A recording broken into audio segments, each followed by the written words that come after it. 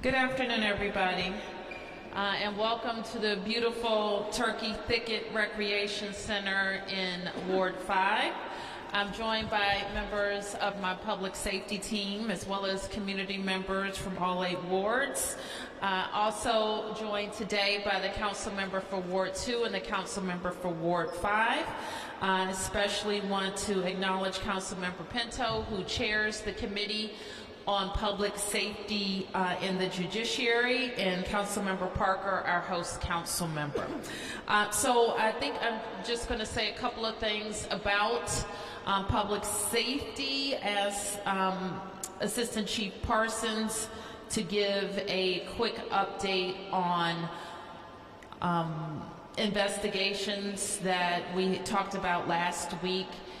Continue to ask the community for its support in all of the lookout information that we have put out over the last several days to make sure that people who have committed violent crimes in our community are being held accountable.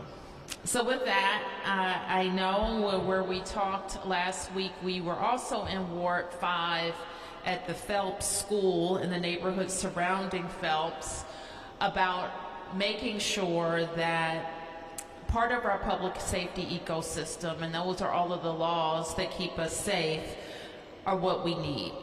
We know for sure that residents are demanding that we hold violent criminals accountable for their actions, and that we put an end to people who are traumatizing our communities.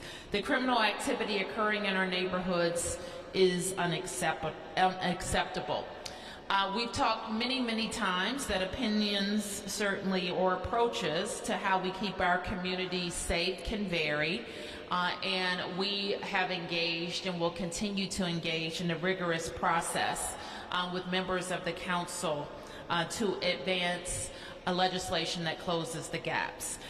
We are very grateful to Councilmember Pinto, who introduced emergency legislation last week that includes several key proposals from my Safer, Stronger legislation. And I'll leave that to Councilmember Pinto to talk about, but needless to say, it includes common sense solutions to move us forward in closing the gaps that we think are preventing us from holding people accountable. So you've heard me say many times that I pledge to the residents of DC to take action in any way that I think, whether it's legislatively or whether it's programs and services in the government, whether it's talking to others, be it federal or court resources that are a part of the system that keeps us safe. So with that, let me turn quickly to Assistant Chief Parsons for a quick update, and then I'll turn to the council members. Thank you, Chief. Thank you, Mayor. Good afternoon, everyone. I just want to provide a brief update in a couple of the cases that we've talked about. The first case I want to start with is the murder of 25-year-old Maxwell Emerson of Crestwood, Kentucky, that occurred Wednesday, July 5th at 8 a.m. in the 600 block of Alumni Lane at Catholic University. As you're aware, we disseminated images on Friday, and I want to make sure that the public has the opportunity to view these images. Please review these images carefully. The next case that I would like to just quickly touch on is the homicide of 31-year-old Nazrat Ahmad Yar of Alexandria, Virginia. That occurred just after midnight on Monday, July 3rd in the 400 block of 11th Street Northeast. On Thursday, we released video of the suspects. I'm sure people have seen this video. Again, I want to encourage everybody to please view this video, and anyone with any information, please reach out to us. Our detectives continue to investigate both of these cases, and I can assure you both of these cases are progressing. We're grateful for our partners in the community that have stepped up and came forward with information on each of these cases, and we encourage anyone else with information to do the same.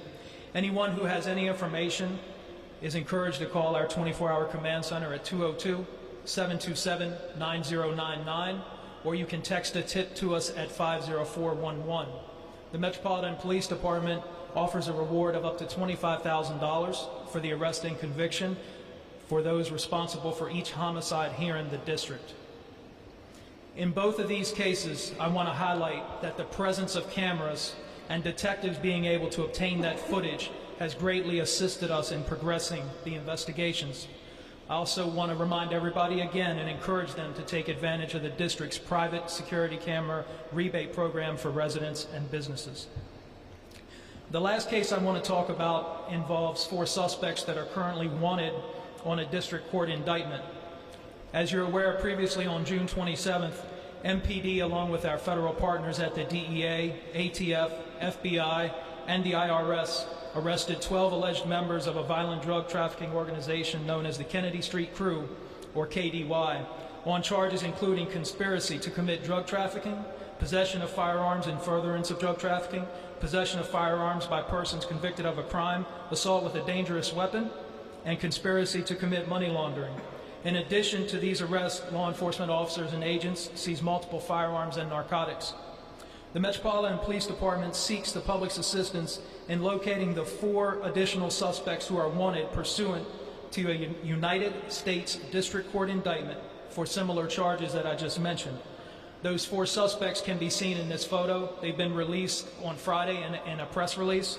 They are 24-year-old Warren Fields of Oxon Hill, Maryland, 19-year-old Keon Brown of Northwest D.C., 18-year-old Jovan Williams of Northeast D.C., and 27-year-old Jawan Demetrius Clark of Northwest D.C.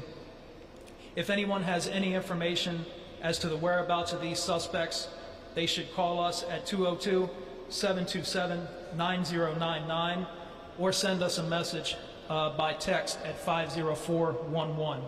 And if by chance any of the suspects see this, I would encourage them to turn themselves in. They can do so 24 hours a day at any one of our 7 police districts. Thank you. Thank you, Chief. And we will release again on all of our social media platforms in the government the lookout information that the Chief just reviewed. And again, I want to thank MPD, FBI, U.S. Attorney for their investigations into the drug and violent ring that the Chief just described. So with that, let me turn now to Councilmember Pinto, followed by Councilmember Parker. Thank you so much, Mayor Bowser, and I want to thank also Deputy Mayor Pia and Chief Parsons and Director Freeman, my colleague, Councilor Parker, who are here today in our shared effort to address the crisis of crime and violence that we're experiencing right now. I think it is no secret to those of you in this room and the public that we are in a state of emergency right now, where we're experiencing a 20% increase in homicides that we've seen from this time last year. And like in any emergency, we have to act like it, and we have to act urgently as a government to address the problem that we're seeing. And I'm very appreciative to Mayor Bowser for her leadership in introducing a piece of legislation, Safer Stronger bill, last month, with a lot of great provisions in it to address what we're seeing in our communities right now with crime and violence. I introduced a piece of legislation several weeks ago for accountability and victims protection. And 2 weeks ago at this point, we had a 12-hour hearing where over 170 witnesses signed up to testify on Mayor Bowser's legislation and share some really strong ideas, supports, concerns about how to make it even stronger. And I was pleased last week to introduce an emergency bill for things that I believe will drive down some of the violence that we're seeing right now, things that cannot wait until the fall. Things like ensuring that people can be held pre-trial for committing crimes of violence in the adult system, to make sure that our juveniles can be held pre-trial for things that we're seeing a lot of in our community right now, like carjacking, like attempted homicide, like assaults with a deadly weapon, and making sure we're being responsive to that emergency. things to make sure that the mayor has more authority around the private security camera program so that our residents can access these programs, making sure it's a standalone offense to discharge a firearm in the public, ensuring that our police officers are empowered to engage in a vehicular pursuit if there are public safety dictates that they must, and making sure that if somebody has an ankle monitor, for example, and is out on pretrial, that if they go out and commit another crime, that location information is admissible in court. These are just some of the provisions in the emergency package, but we believe, in working in partnership with the mayor, with my council colleagues, with our law enforcement partners, that they will make a difference this summer in driving down crime and violence. And I think it's important that we recognize that everybody in government right now is working together on this. This is an emergency. We all are recognizing the importance of pursuing it as an emergency, and I'm hopeful that we'll be able to get this emergency package passed tomorrow so that we can see a reduction in crime this summer and keep working on our larger comprehensive goals around preventing violence, driving down violence, and ending cycles of violence. So happy to answer any questions folks may have once we get there, but thank you again, Mayor Bowser, and all of our colleagues for working so collaboratively in this process so we can get something passed that will make a meaningful difference tomorrow. Thank you.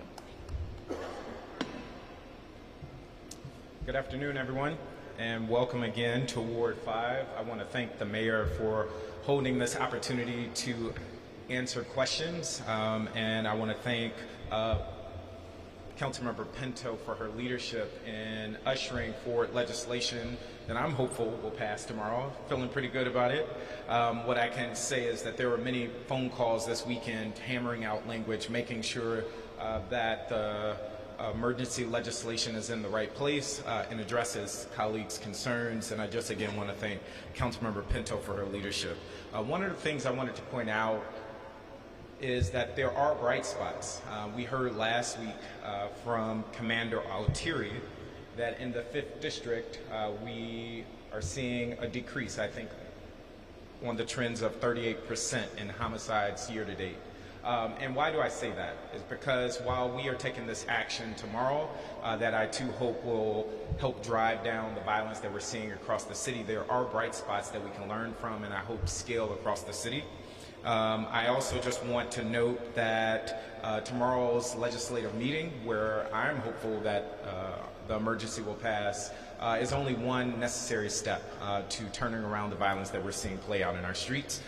It will take the council working closely with the executive, as well as when cases reach the courts, charges and indictments coming down, and people being held accountable for the harm that they cause. So again, I want to thank the mayor for partnering with the council here. I want to thank Councilmember Pinto for her leadership in making sure that the emergency not only addresses the violence that we're seeing, but also reflects the concerns of our colleagues. And I too look forward to answering any questions you may have, and I'm hopeful that we'll continue to see progress in Ward 5. Thank you.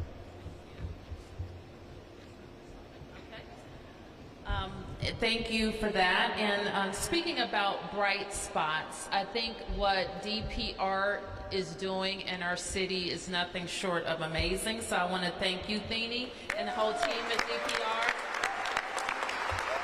Tell us how many kids you have. So this mega campus, Turkey Thicket, we currently have about 150 youth. We have 2 discovery camps, 2 little explorer camps. We have an esports camp, which is new, and that's for the tweens. And we also have aquatics happening, and we have a senior program. So if you walk around the campus, you will see all ages from 0 to however age. But we're just so excited. And this summer, we've been intentional about programs and things that we've launched. We have the late night hikes and the late night drips. and they're very, very popular. Our young people are inboxing us and asking for more. So with intentionality, we're increasing programs. We've partnered with young people and asked them, what is it that you would like to see that you would be willing to participate in? And so we're responding to that. And so thank you, Mayor Bowser, for your investments through Rec for All. We're sending 1,000 young people to Camp Riverview, which is in Scotland, Maryland. It's completely free. They're gone for a week. We feed them, we take care of them, and make sure that they have exposure to great opportunities. Also, learn to swim here at Turkey Thicket, please. It's very, very important. If you have not, let's get your children involved. We're eager to serve. So thank you so much, Mayor Bowser. Thank you. Okay, so with that, we'll take a few questions, and I know that Deputy Mayor Appiah is eager to answer a lot of your questions. We're going to start with the press, and then I'll make time for community questions. Right here? Peace and blessings. Peace. This is for Councilmember Parker. If you can just, sir, elaborate on the kinks and whatever issues were being hammered out this weekend as it relates to the emergency legislation. I will let Councilmember Pinto speak to more of the specifics. I would say for me, I personally wanted to better understand the clauses within the emergency legislation relating to pretrial detention, both for juveniles and adults.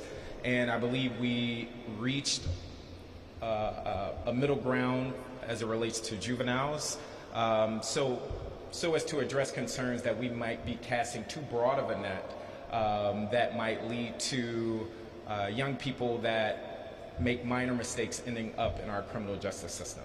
Again, Councilmember Pinto can speak to more specifics, but that was my personal concern that I was happy to see the councilmember address. Well, thanks, Sam. I had meetings with colleagues throughout the weekend, and I think my main takeaway was that a lot of people had questions as to how we came to each of these provisions, and I'm very pleased that most of those conversations were very productive and everybody agreeing that we have to do more to act urgently about public safety and explaining to them the research and data and intentionality that went into each of those provisions. So I'd say that was the most productive part of those meetings. There were some other things that we worked out around pretrial for adults, for example, that there was initially a requirement that said a judge has to write their rationale for letting somebody out on pretrial release. We wanted to make sure that we weren't inadvertently causing any backlogs in the system, so that requirement is removed, for example. And as Councilor Parker mentioned, making sure that the crimes of violence that we are potentially holding juveniles for are targeted to what we're seeing in the community right now.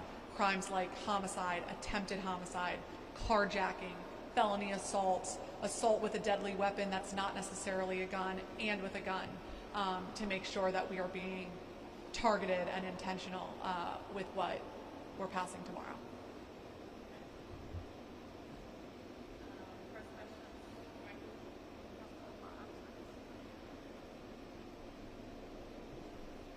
Yeah, following up on that question, are there amendments you're aware of, Councilmember Pinto, or were there concrete changes to the bill compared to what was introduced that resulted from that, or was there agreement that the bill hits the right notes for the most part? My hope is that there will be no amendments to the bill tomorrow. What we circulated around 11:30 a.m. Is the final version that I think is in the right place, and that reflects a few of the changes that I just went over around the most violent offenses, as well as the not requiring a judge to issue a written opinion as to why they made the decision. Group, and I'm a fourth-generation resident of Ward 5 in Brooklyn. The first part is, why isn't the U.S. Attorney Matthew Graves at these meetings? He's our federal prosecutor. Can we have him come with us when we talk about safety? A lot of this stuff are federal crimes. And the second is, a lot of the violence we have is caused by housing instability. We have being pushed on a 310 condo unit right here in front of Turkey Thicket, the Brooklyn Lanes, and the developer only stopped after there was like grassroots protests by individuals. They were just pushing this development with no neighborhood notification, violation of DOB and law. And it's going to be 320. You have Turkey Thicket, this is the center of our community. You have the Brooklyn Middle School where President Biden and Kamala Harris visited. And nobody wants this new condo here right on our doorstep. And it took, next door and going on social media to start. I'm not quite sure I get the nexus that you're talking about, but okay, we're talking about safety. I'm happy to have somebody talk to you about the development you don't want.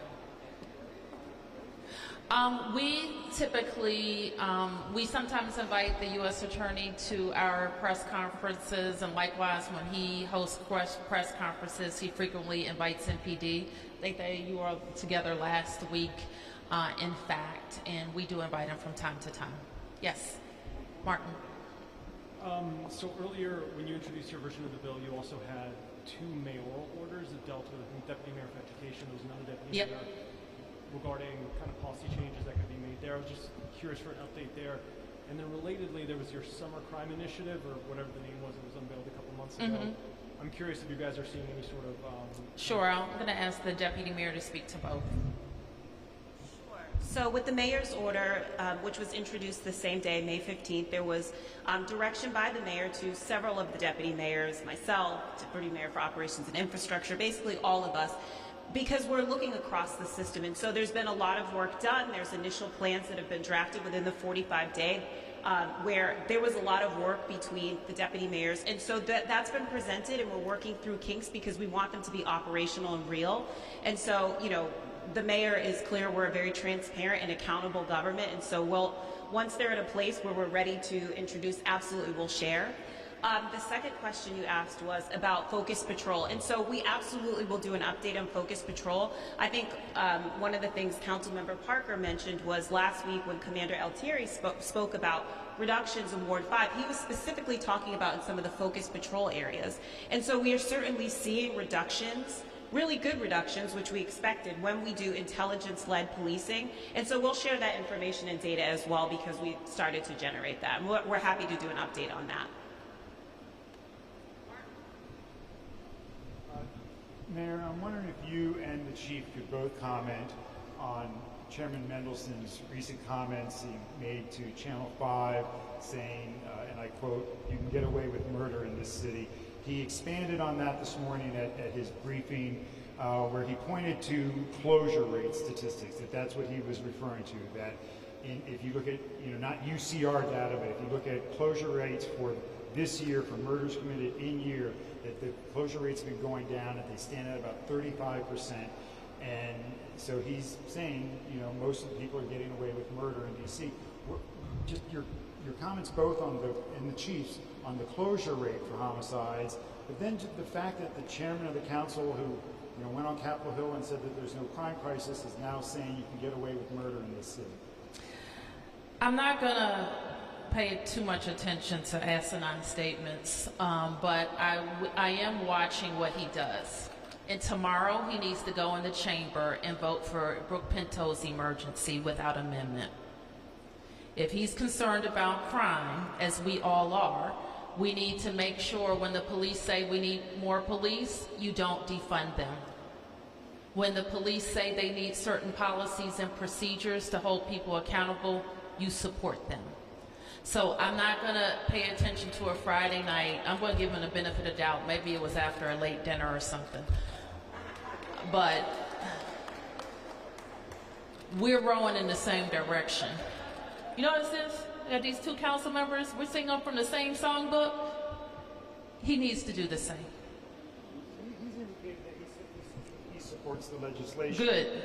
Chief, can we get... Oh, I'm sorry. Back to your point. I'm actually going to ask Deputy Mayor Pia to talk about just where MPD is. But I gave that kind of intro because all of the things that it takes for our police to solve crimes, and you're not going to hear me say that we don't want every person who uses a gun convicted, period. Every person who uses a gun should be convicted. If you're even carrying a gun that you shouldn't have, there should be justice. And so that's what we talk about every single day. And we work very hard on making sure all of the pieces are in place to do exactly that. Let me ask Deputy Mayor to talk about where MPD is. Sure. So as the mayor said, right, like we are committed to justice, and that's what MPD is committed to. And so our detectives and officers are working every day to make sure that what is presented is cases that can hold up. And so while we're going to work as speedily as possible, it's also important that we work correctly and rightly and present cases that actually bring justice for victims, right? And so when it comes to the actual closure rates for the Metropolitan Police Department, across category, whether it's robbery, assault with dangerous weapon, homicide, MPD's closure rates are above the national average. There's no question about that. That is a fact.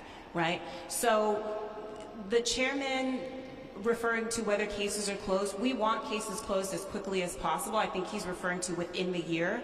You cannot get away with murder in the District of Columbia. The Metropolitan Police Department and everybody up here is committed to making sure that justice is served in as expeditious a time frame as possible. And so based upon our closure rates, we think we're doing that, but we will always work with the council on whatever resources we believe will help to speed up and make sure that the Metropolitan Police Department is able to present good cases that prosecutors are then able to bring to conviction. So if I could just follow up with you, Sure. When you say, one, that the MPD's closure rates match up above the national average, are you speaking specifically about the UCR data for homicide? Okay, so let's talk about the data that the chairman is talking about. Is he correct when he quotes a number that only 35% of the homicides that are committed are closed within the year that they're committed? I don't have that number, and so I'm happy to present that to you. But again, right, like I'm not sure. Why don't you look at statistics? He oversees homicide. Sure, we can turn to him and do that. But what I'll say is this: that what's most important is that justice is served. Right? And so we can talk about 35%. We can talk about that, in fact, as the mayor said, right, like our staffing is where it is, right? And so we're going to make sure that the Metropolitan Police Department has every resource necessary to close cases as expeditiously as possible and make sure that prosecutors are able then to get convictions.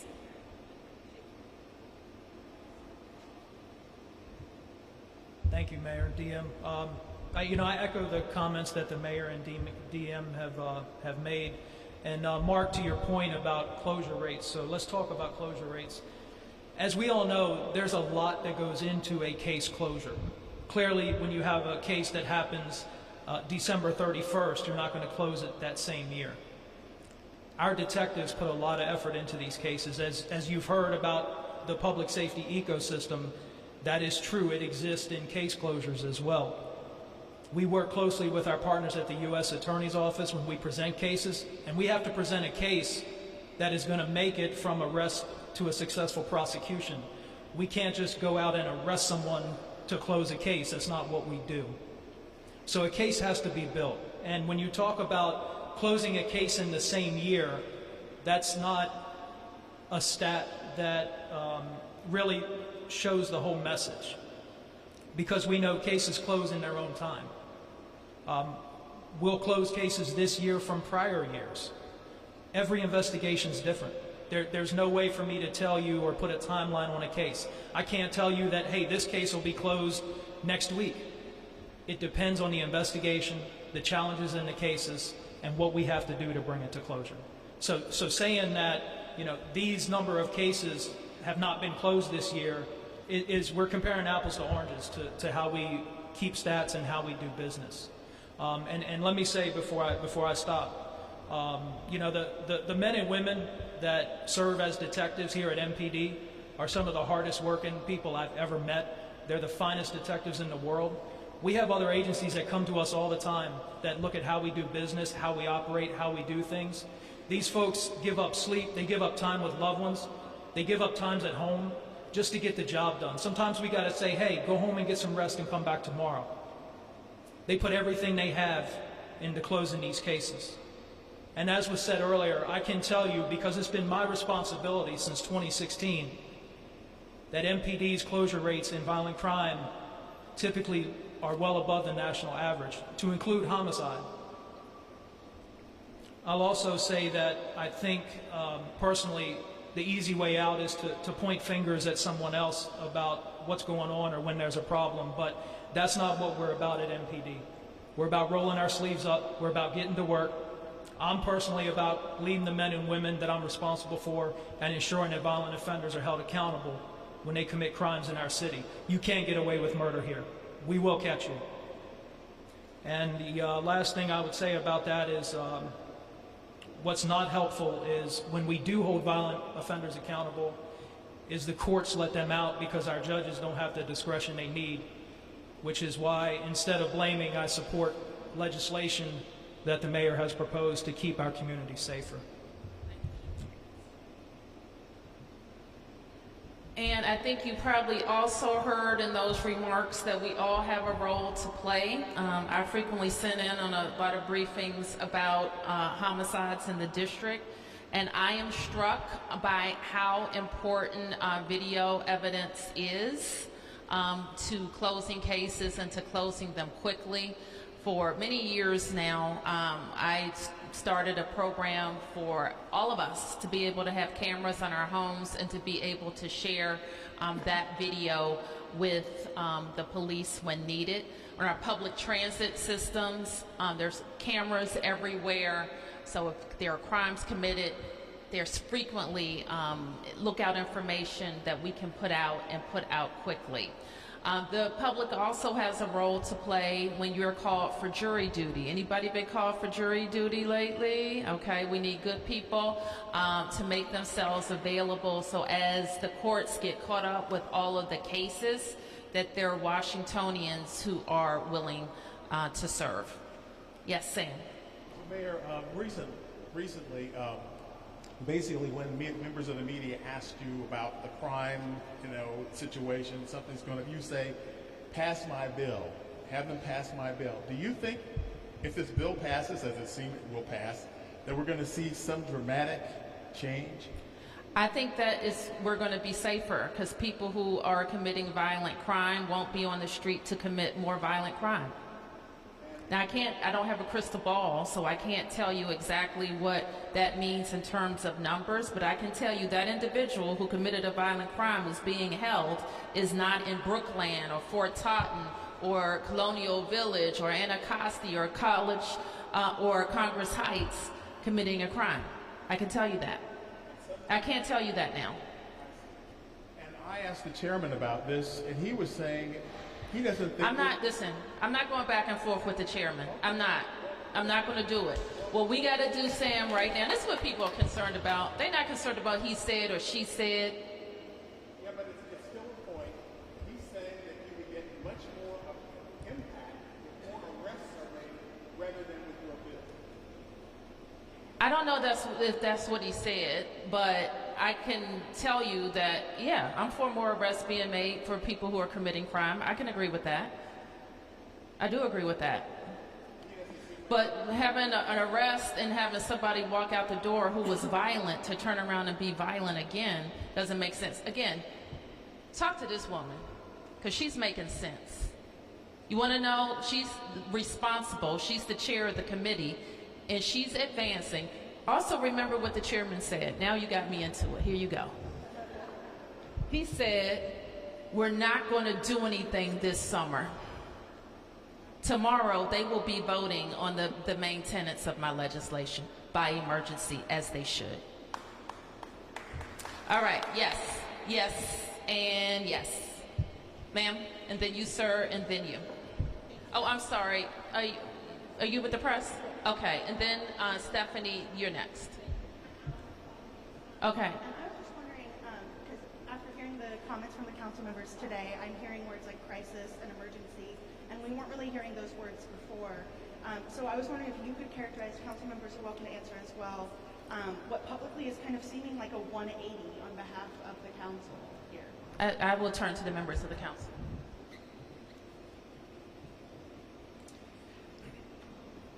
I would not characterize it that way. I can only speak for myself. But when we have members of our community being shot and killed at rates that we haven't seen for 20 years, that's an emergency, period. That was an emergency several months ago. That's an emergency today.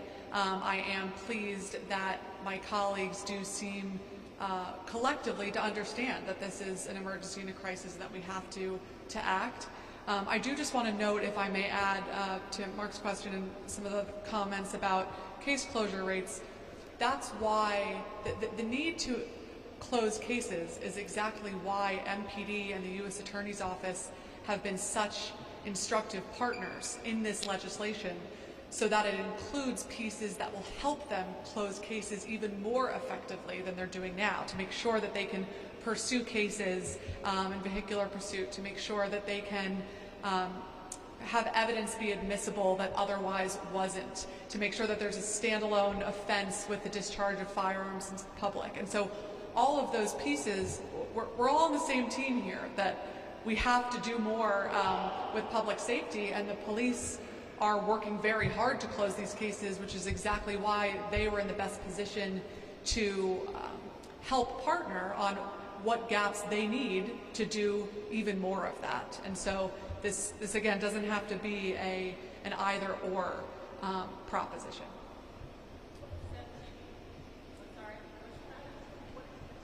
That we're now willing to admit that it's an emergency that we weren't 2 months ago.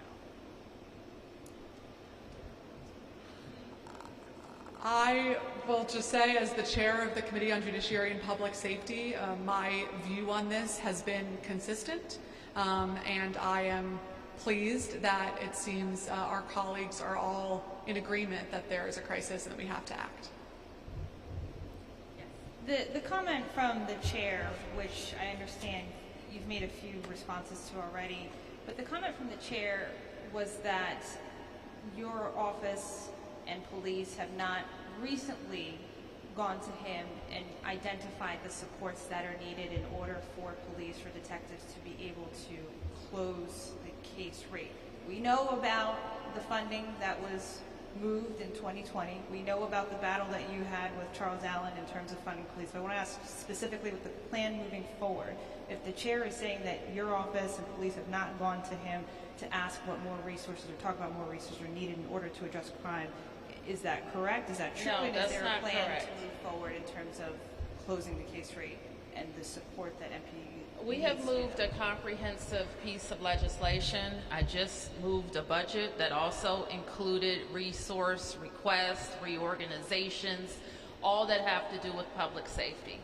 So that's the language that we use to get resources from the council. We advance legislation or we make budget proposals. So I think it would be, again, not accurate to say that we're not active in this space with the council. And then with regard to the legislative proposals that have been made, especially the emergency ones, right? That's what we're here talking about.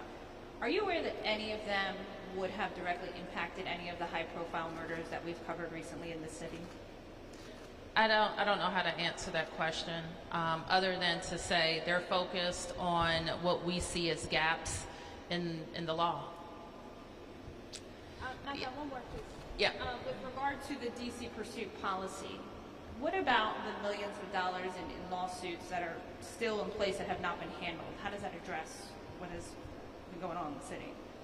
I'm not sure what lawsuits you're referring to. What is she? Do you know what she said? Oh.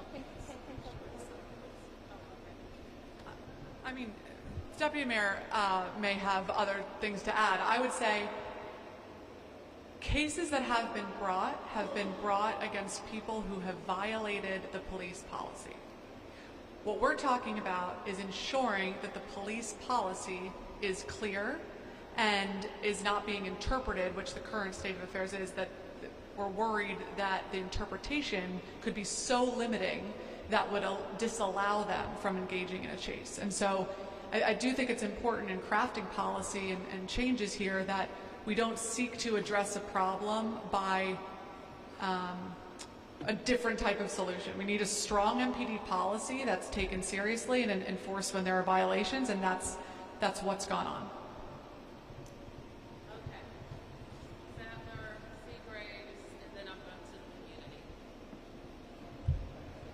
Considering the changes that Councilmember Pinto proposed in her emergency version of your bigger, safer, stronger bill, you might say, looking namely at IRA and previewing the fall, would you consider adjustments to the permanent bill that you made based on the emergency she's introducing, or do you plan to kind of forge ahead with what you introduced? I support the council member's emergency. I support Safer Stronger.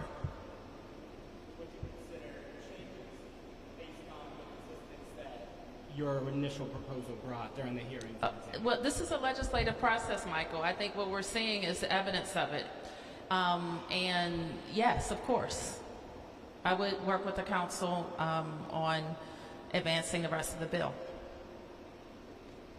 Yes. Mayor Bowser, tomorrow the council will also vote on authorizing the Inspector General to hire an outside law firm to further investigate the allegations against your former Deputy Mayor. You came out pretty firmly against that the other day.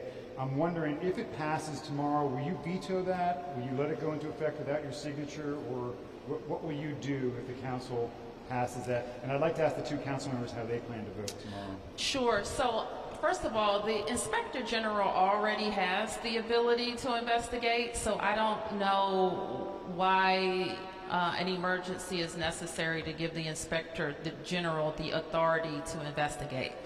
That's the whole purpose of the Inspector General's office.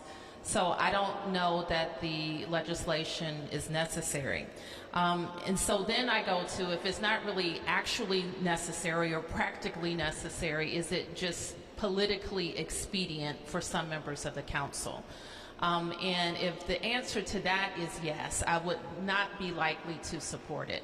I think you know, and I think everybody knows, that I sent over to the Inspector General weeks ago now a letter asking him to address those things that the MOLC found were outside of their scope for a sexual harassment investigation. So the bottom line here is this: the MOLC's investigation, and all the members say they think it's credible. The the MOLC is I think 30+ year lawyer for the district. Okay, he's been doing this for 30 years, before me, before the AGs, before all of that. And his office issued a report that substantiated the chief claims of the complainant. So I'm not really sure what else you're going to have an investigator look into. The claim was made for sexual harassment, that it was substantiated. The person who is responsible is no longer with the government.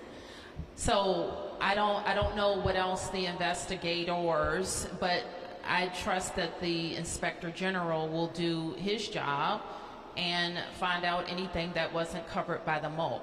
I don't know that telling him, which I'm not really sure the council can make him do anyway, to hire somebody to pay them astronomical amounts of money to come to the same conclusions. But I suppose the council will do what it will do. Here's the bottom line. We don't tolerate sexual harassment in our workplace. It's very serious. People should be able to come to work, do their jobs, move ahead, transfer, advance, without having the threat of being harassed in their workplace. And I'm committed to making sure that that is true across DC government. It should also be true for the agencies that don't report to the mayor, like the council, like the AG, like the IG. Everybody across DC government should have that expectation. I appreciate that answer, but I'm not sure if it answered my question. Will you veto it if it passes? I won't veto it. You won't veto it. I appreciate that. Can I ask the council members how they'll vote tomorrow on those? Thank you.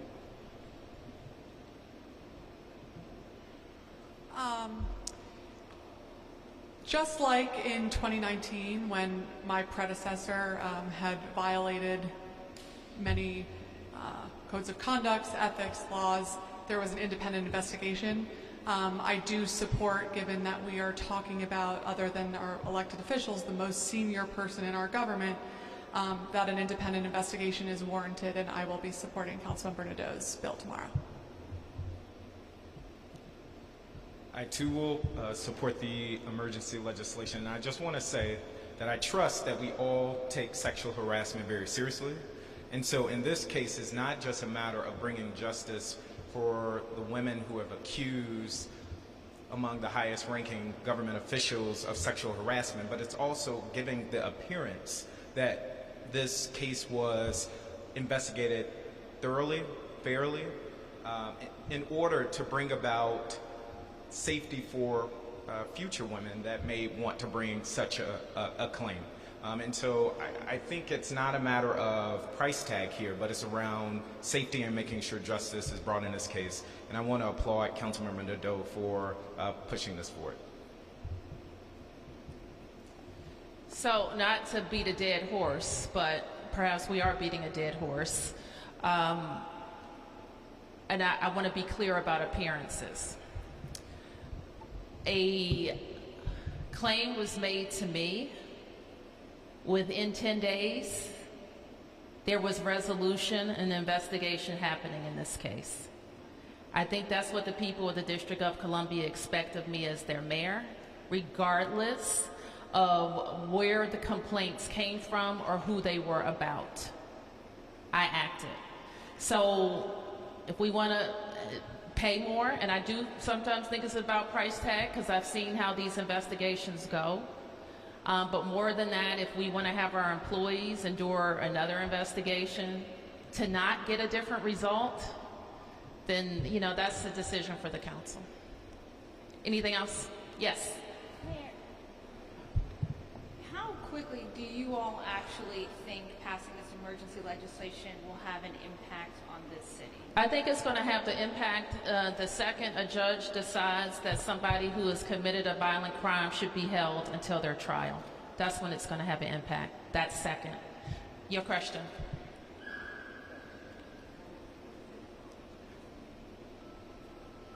I'm a 73-year-old Washington. Also, a Vietnam veteran. I know what it feels like to get shot. Take a look. I have my gut off. But I believe in occupying the mind and the time of young people. There are things that we can do as programs, be creative, like taking celebrities, bring them in. I'm sorry, say again? About being creative?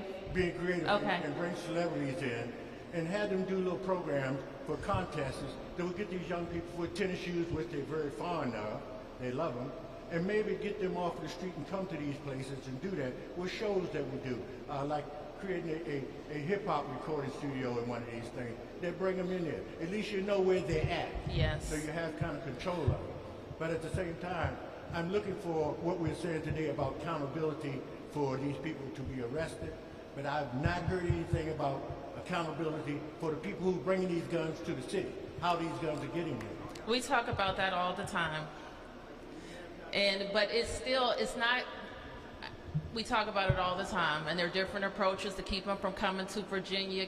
We can talk about that, but that doesn't stop me from saying, why are you shooting your neighbors? Why are you going on a bus and having a shootout? Why are little kids getting caught up in the crossfire? We have to have some personal accountability. Yes, I'm concerned about people trafficking guns, but I'm more concerned right in this moment that we're exercising some personal accountability. That's for the person who's carrying the gun. That's for the household that knows a gun is in their house. That's for the person having the party and there's an altercation at their event.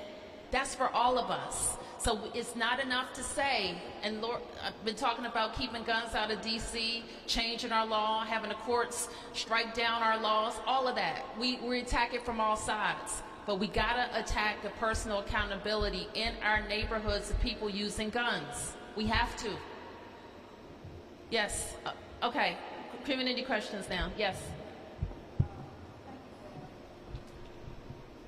This has to do with cameras. Yes, ma'am. I'm an advocate for seniors. Yes, ma'am. Volunteer with the Department of Age and Community Living, member of the Bernice Fontenot Senior and the DC Senior Cameos Club. So I'm an advocate for seniors. The way the program exists now, as I understand, you apply for it using your own funds and then get reimbursed. Initially, it was under another program where your home was inspected for other things and the camera was involved. What I'm hearing is that it's an expense. And what I would like to see, what can be done. I think we have it both, ma'am. We still have the rebate? There was a senior voucher program under Safer at Home where you could get the voucher, and that's absolutely as it's not in place currently, but we are absolutely hear you and are willing to look at how we can make sure that our seniors are able to. We understand that some are not in a position to put money forth ahead of time and reimburse, so we'll absolutely look at that. And part of this legislative proposal is so that we have some flexibility to really look at and expand how we're utilizing the program. So we will look at that because we did expand Safer at Home, so we'll look again at the senior voucher program. Would that be for this year? Sure. The funds? Safer at Home is already in this year. I know that. I'm talking specifically about the cameras. So when will that be available? I commit to you that I'll go back and speak with Director Hines and look at what is available in Safer at Home, and if we're able to do it this year, we absolutely will look at that. And if not, we will continue to make sure that we want everyone to have cameras, so you have our commitment that we'll look at that. Well, I want to be clear, ma'am. A lot of seniors are taking advantage of the camera rebate program. Okay, all right. So we'll keep working on that. It's the voucher program, and we did create a voucher some years ago, so let me figure out where it is. Okay, last two. Okay, hi, I'm Commissioner Robbie Woodland for Ward 8. I thank you so much, Madam Mayor and Ms. Lindsay Appiah, for this legislation. This is what myself and my collective, Sandra Seegers, have been fighting for. Also, thank you, Ms. Brooke Pinto. One of the things I did want to ask a question about, though, because I didn't see it in your legislation, so excuse me if I overlooked it, but one of the problems that we have over in Ward 8 with our youth is being involved with CSOSA, with their ankle monitors. They're out committing crimes, and their ankle monitors have died months ago. And then there's no follow-up to bring them back, to recharge them, or follow-up to see where these youth are. So we've been having problems with that issue, especially when we talk to the probation officer, get a body attachment warrant, and the judge would just dismiss it. Like one of the youth that we was working with, 16 years old, in June, went over to Oxon Hill and shot at a detective, and then that led back over to 13th Street Southeast around Congress Park, and they were arrested and apprehended then. But if we would have gotten a hold of him a lot earlier, So his ankle bracelet did work or didn't work? No, it didn't did work. not. And, I got and it. he had it on for months. Okay. And he was going unmonitored. So that's one of the problems that we're having over in our ward. Okay. With a lot of the youth that commit crimes, they're already committed to CSOSA, but there's no follow-up with monitoring them. Well, we do spend a lot of time working with our federal partners. In the case of youth, it's the courts. Well, it's the courts, and for adults, it's CSOSA, on really making sure that we are able to really supervise people. And I'll be honest, I have some concerns about it. We'd much rather have the young people supervised by DYRS, where we have a little bit more visibility. I'm grateful, however, that Councilmember Pinto's legislation is going to do something that we've been trying to do with the council for 5 years. And that is to be able to use that GPS data in proceedings so that the courts have access to it. So if we know that your ankle bracelet shows that you were fleeing a scene, then that can be admissible as well. So this is very important for us to be able to do. I also think some years ago we made tampering with the bracelet. We addressed that in the code. It currently is. So let's continue to follow up with CSOSA. Okay, Mohammed? Yes, I'm Anthony Muhammad, the president of the 7th District CAC. I'm wondering what effect will this legislation have on the U.S. attorney who chooses not to prosecute cases like he did 67% of them he didn't prosecute? What effect will this legislation have on the U.S. attorney? Well, let me just say this, that he's been supportive. He testified at the hearing. Let me get Brooke to say a little bit more about his testimony. Thank you, Mayor. Thanks, Mohammed. I think a lot, because the U.S. Attorney has been very a very instructive partner in helping us identify and work out additional gaps. And one of the things that they consider in pursuing a case is what is going to be their likelihood of success, as they have limited resources, like all agencies, over 1,000 misdemeanor cases alone a year.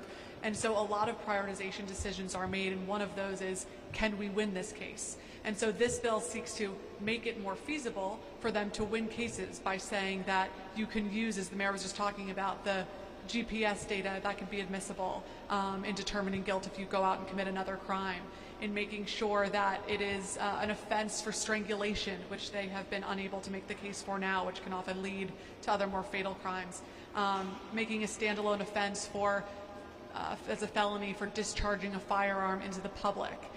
So they have been really instrumental partners, along with Mayor Bowser and colleagues and MPD, on making sure that we are moving forward an emergency that's going to put them in a better position to prosecute more cases effectively, which I think will see a improvement in the declination rate. All right, Lou, you have the absolute last question. Thank you, Mayor. For you, as well as the Deputy Chief, and possibly Councilmember Pinto, as a follow-up to Mr. Mohammed's question about the U.S. Attorney sometimes not prosecuting cases. Court records clearly show that many of the hate crime cases which MPD brings up and charges someone, the U.S. Attorney's Office drops the hate crime designation, but usually continues to prosecute the underlying crime, mostly an assault. And I was wondering if the Deputy Chief might comment on whether the MPD is on the same page as the U.S. Attorney's Office when it comes to hate crimes. Good afternoon. So the MPD does designate certain crimes as hate crimes when they meet our criteria for classifying those crimes as a hate crime. But because we designate it as such does not mean they will prosecute it as such. And unfortunately, I can't speak to their rationale or their thought process as to why they won't prosecute it as a hate crime. I would have to ask you would have to talk to the United States Attorney's Office about that. Thank you, everybody. We'll stick around if there are any other questions, community questions. Thank you for being here.